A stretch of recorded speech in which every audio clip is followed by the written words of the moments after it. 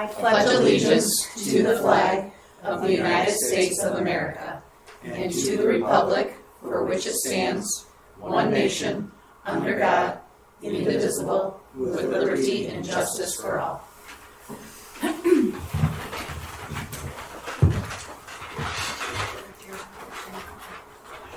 Okay, Laura, can you just note board members and administration? Okay, first up under reports is A, the general fund budgets. First is the final 2023-2024. Hello, everyone. It's okay if I try to hold this rather than sit. I'll give it a shot. First, I want to introduce, we have a guest today with us, Jill Latham. Jill works with me at K-RESA. She's part of our business services team. She helps with Galesburg-Augusta and many other districts. She's a senior accountant on the team and been with us for about a year and helps to keep everything in order. So, yeah, thank you for being here, Jill. I thought it would be good for Jill to see the big picture. She's, like I said, been with us for about a year, and so starting to see some of the budgets, presentations. So we'll just get right into it here. We're going to cover general fund, food service, and student and school activity fund budgets tonight. And so if we gave the board your presentation. Okay, perfect. Yeah, I might have moved the slide here and there, so don't worry, they're all there. They might just be a little bit out of order from what you have. So the final revision to the 2022-2023 budget is what we're looking at here on the screen. We have on the far left column of numbers, last year's actual, those are the audited numbers. We have the original budget that you approved about a year ago, the revised budget from January of 23, and then the revision. And then the difference is the difference obviously between the the revised budget and the final.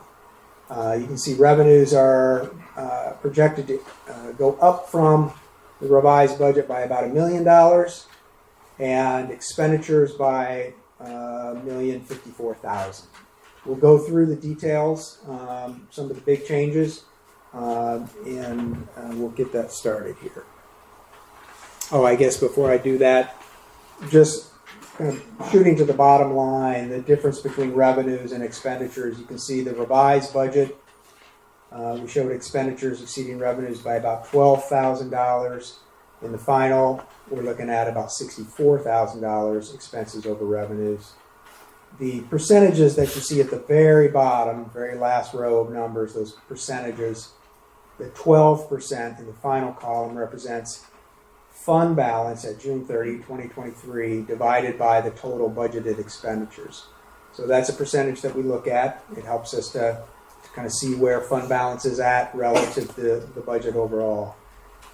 So in the revised budget, we had that at 13.2. The final budget shows about 12%. So getting into some of the changes then, local revenues are going down by about $27,000, and that's a combination of a reduction in the daycare tuition budget. Those revenues are projected to be about $46,000 less than the revised budget. Offsetting that just a little bit is investment earnings, interest income. We're increasing that budget by about $26,000. And I'll just give a little shout out to Jill as well on this. Jill helped to revamp our checking accounts, work with the Huntington Bank as our bankers to change up what kind of accounts we have, the interest earning, and decreasing the fees. So that's why that's going up. We should be around a $34,000 mark for investment earnings in the general fund. State revenues, this is the biggest number that's changing, about $807,000 increase over the revised budget. And again, normally we don't see that big of an increase between the January and the June versions of the budget. The biggest number there is $668,000 in this categorical 147C2 is what they're calling it. This is one-time funding. and you've heard me talk about the UAAL before. This is the unfunded liability in the pension plan. And the state will help to lower that liability, that unfunded liability, periodically regularly by throwing money at school districts. We turn around and pay it into the pension plan. So there's no impact on the bottom line. It's just additional state aid that's coming in, and we're turning it around and paying it into the pension plan. The other biggest change in state revenues is a grant called 31AA. It's there for mental health, student emotional support. It's $113,000. It's coming into the budget. Federal revenues, it's increasing by about $117,000 over the revised budget. That's due to Child Care Stabilization Grant that we can use to offset costs of our program. In other revenues, increasing $105,000. That's due entirely to another grant. This is the 31N Stryker Johnson grant, and it comes through KRESA. It's there to fund social work services, not just here at Galesburg-Augusta, but other districts in the area through the Eastern Service area. So the vast majority of these revenue lines are not really impacting the bottom line. Some of them are offsetting existing costs, but many of them are not having an impact on the bottom line. So getting into expenses in the final budget, again, the biggest number on there is in basic programs, that increase of $668,000. Again, that's just the expense side of that revenue that we saw just a minute ago.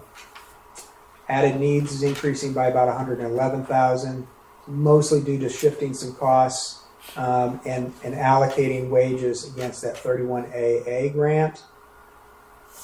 Pupil support, this is where we see that $105,000 in additional costs associated with that grant that I mentioned for the social work services. General administration is increasing by about $24,000. This is needing to budget for the cost of the strategic planning work that is ongoing. And finally, on this slide, school administration is increasing that budget by about $12,000 due to copy costs and graduation supplies. So one more slide here on expenses for 22-23. Business services are increasing by about $11,000. It's mostly due to paid time off payout for an employee that retired in December. Those costs weren't known when we put together the January budget.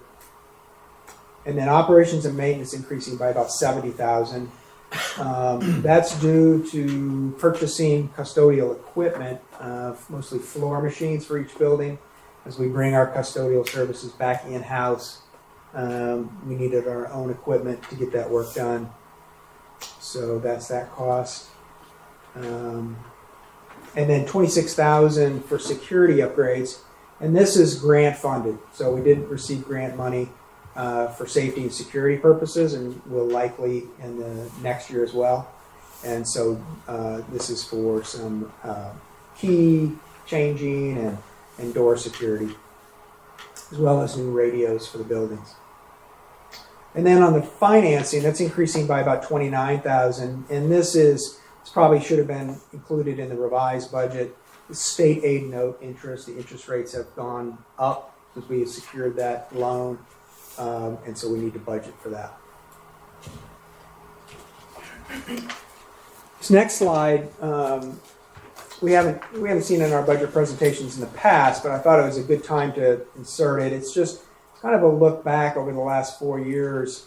You know, our budget, our general fund budget has increased by about $5 million. And so this helps to kind of at least get a picture of where that spending is happening. You know, which department, so to speak, is that money, is that increase landing? And so the vast majority, the biggest section there is basic programs. It's basic instruction. That's 41% of that 5 million. And by the way, I just want to point out that 41% is not saying that has increased 41%. It's 41% of the pie. And then special ed, pupil support services like counselors and occupational therapists, social workers, speech. Some of that is work that's being done through the Eastern Service Area, so it's not just impacting Galesburg-Augusta, but other districts as well. And then instructional support services is that yellow slice there. That's curriculum development, professional development, libraries, special ed program direction is all incorporated there.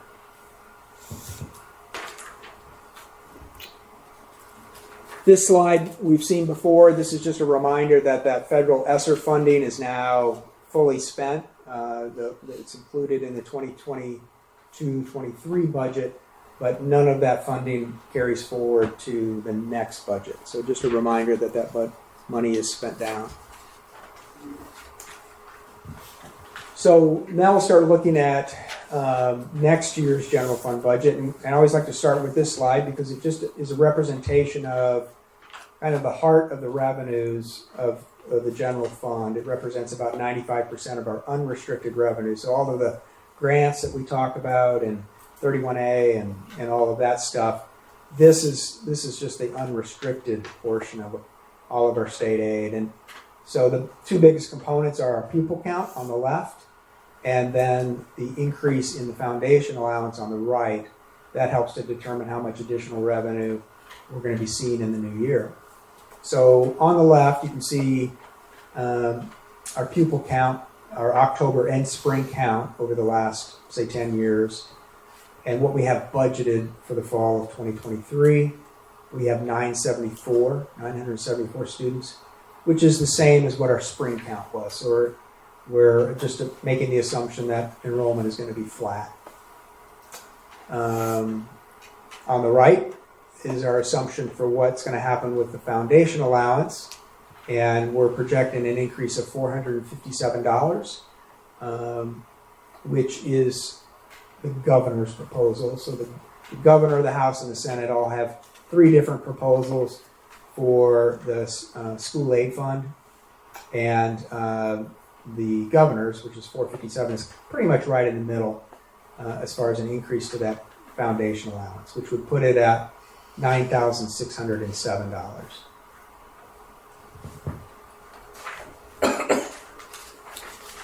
This slide shows our net gains and losses in 22-23 from schools of choice. The school of choice means that a student who resides in Galesburg-Augusta's district doesn't have to attend a Galesburg-Augusta school. They can attend any school of their choice, and vice versa. So this slide just shows kind of that net impact on the far right there for each school district, and there are others on the list, but these are the majority that have the biggest impact on our enrollment.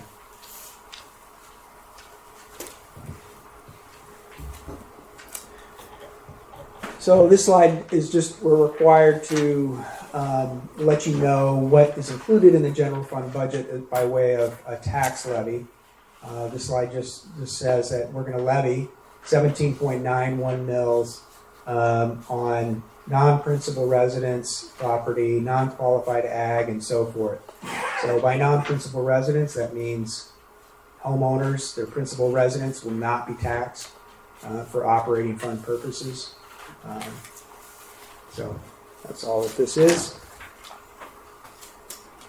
A little bit more about the operating and the debt levy. So the operating levy has been reduced, and it was reduced last year by what's called the Headley Amendment. And that just says if property tax values are going up faster than inflation, we're gonna factor that in, and we're gonna reduce the amount that the school district can levy for operating purposes. So that happened last year. It's not happening for the new tax year, but the reduction is permanent until we override it with a voter approved ballot. So we'll need to, at some point, put that on the ballot for the voters to decide if we can override that Headley reduction and get it back to the 18 mils. 18 mils is the maximum, but right now we're at 17.91. The important thing to remember is that the state always assumes that we're levying 18. So it actually reduces our revenues just a little bit by that $8,825. That's the revenue impact of that Headley reduction. And then you can see there the debt fund millage is set at 6.6 mils. This is levied on all taxable property in the district. That is a reduction of 0.1 mils, so it is coming down just a little bit from last year. This just shows, this is the actual resolution that you'll be considering and voting on.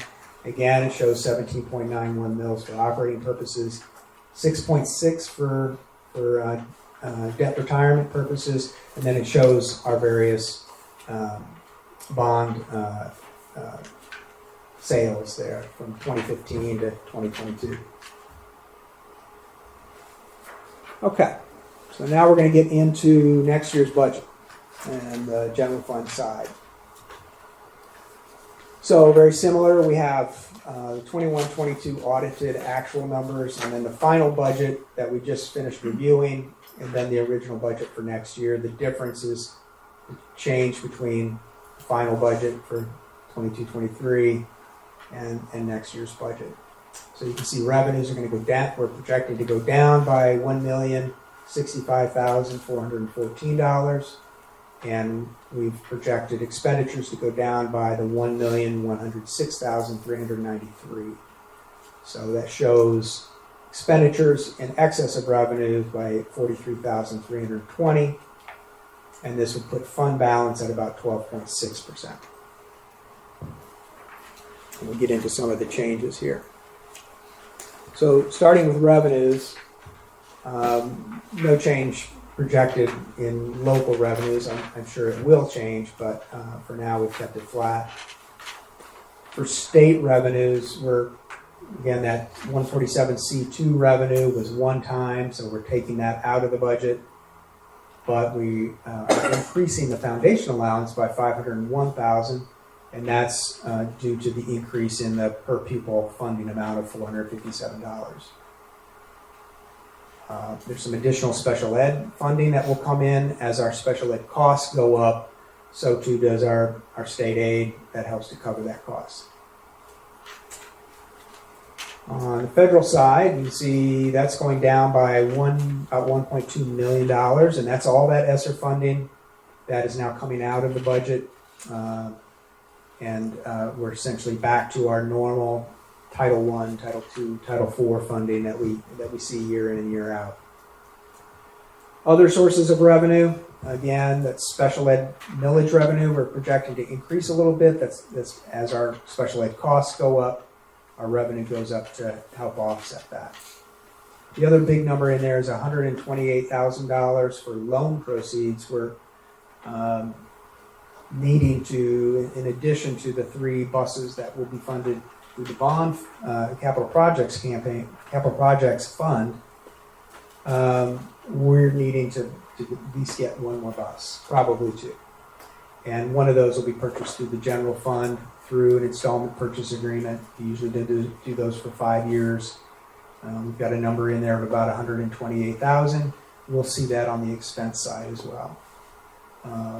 And just, kind of some information about our bus fleet. I was looking at that today.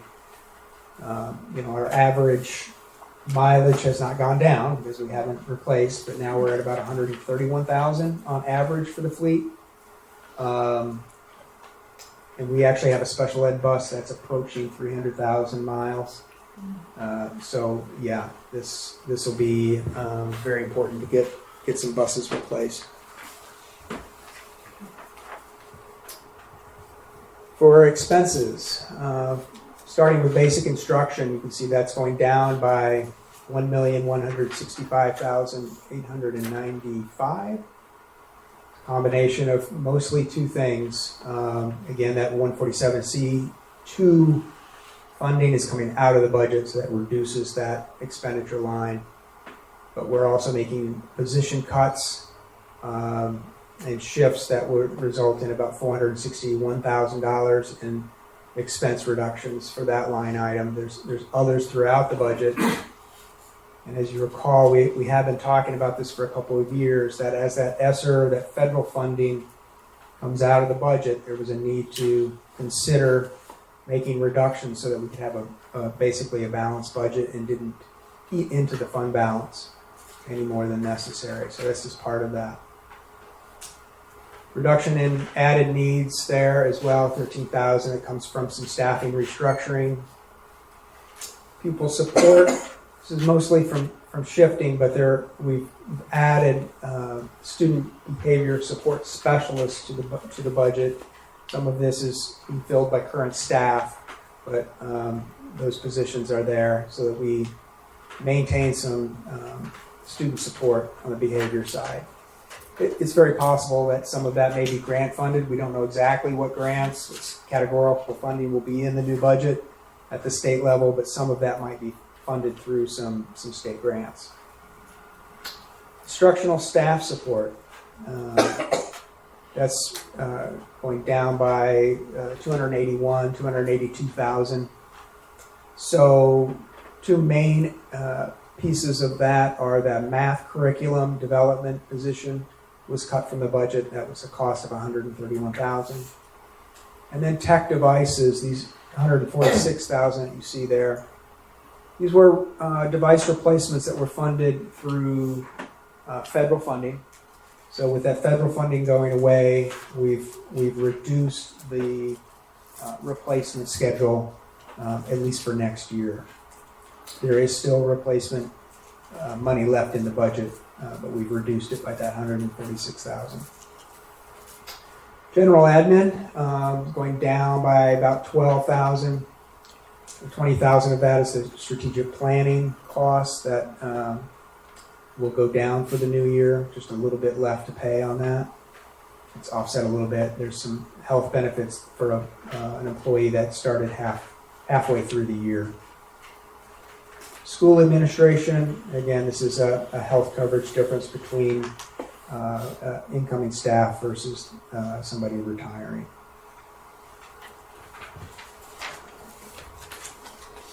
All right, last half of expenses. On the business side, that is going down by $37,000. That's due to the fact that in the 22-23 budget, we had wages and benefits for an additional staff person to help with the training of a new person. So that can come out of the budget. And then on the operations and maintenance side, again, we're bringing the custodial back in-house and not contracting that out. So this is the net additional cost of bringing that operation back in-house.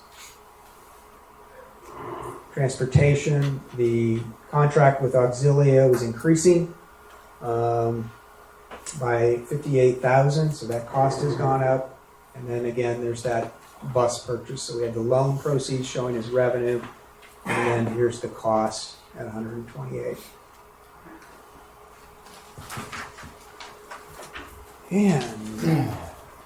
And then this is just a graph showing general fund balance over time over the last 10 years.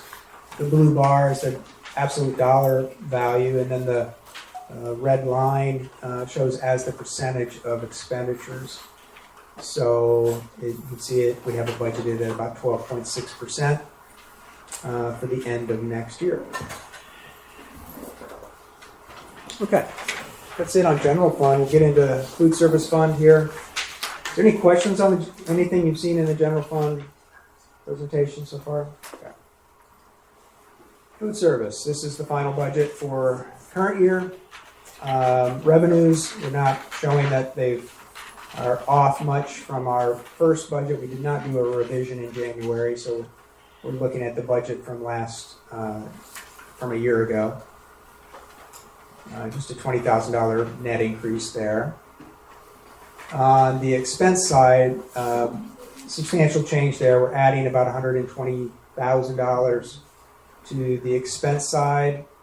Most of that coming in the form of capital outlay. So we added equipment. We're replacing a cooler and freezer in the middle school.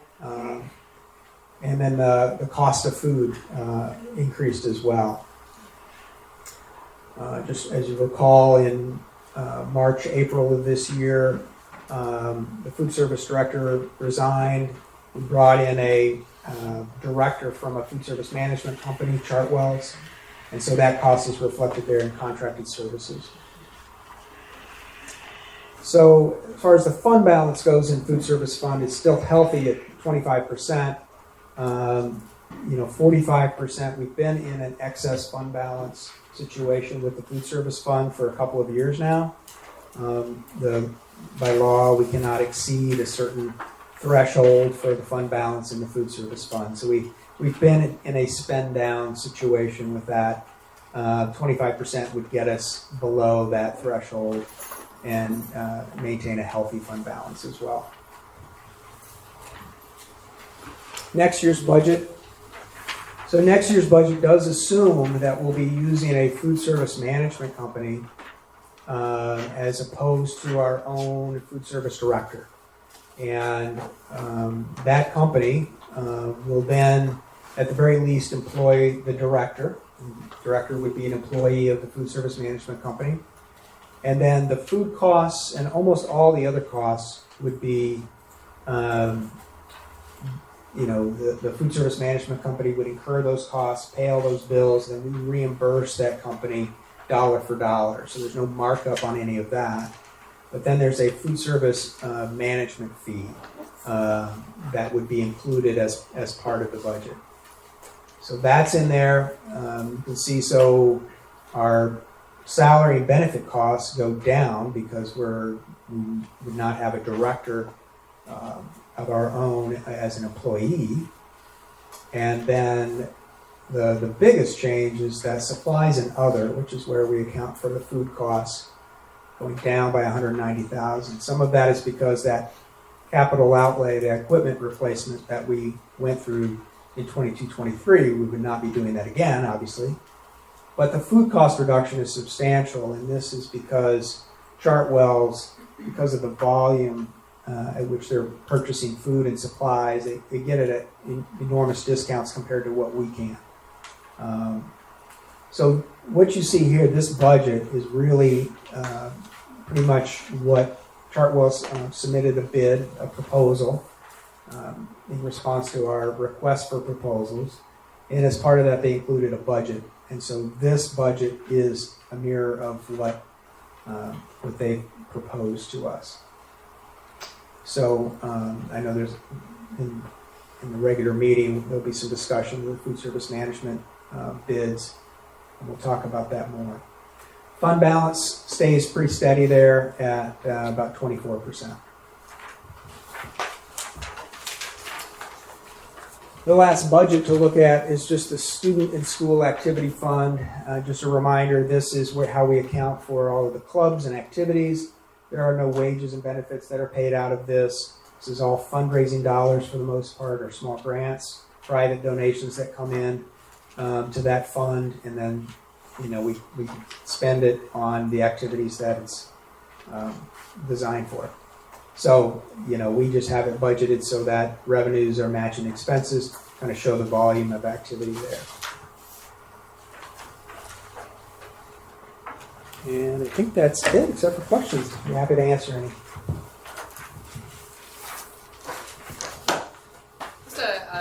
Just a thank you for being transparent throughout this process, and nothing in there is a surprise. So I appreciate that. Cool. Absolutely. I'd just like to say thank you for the additional information. I know there's this pie chart in there. And the school of choice numbers. I think it's good to see that information. And just, the transparency, the information provided. You give updates throughout the year so we always know where we're at. And nothing's ever a surprise. You're very welcome. And we don't have the budget in the state of Michigan, so we're projecting based on like what we know and our best educated guess, so, and also that our student enrollment will be flat, and let's hope it's more than that.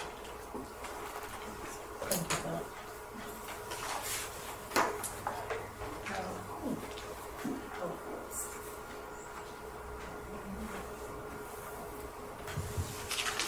So next up is number 3, communications, public participation. Has anybody signed up to speak? First No. one anyway. Okay, thank you, Sean. Next up under communications, board comments.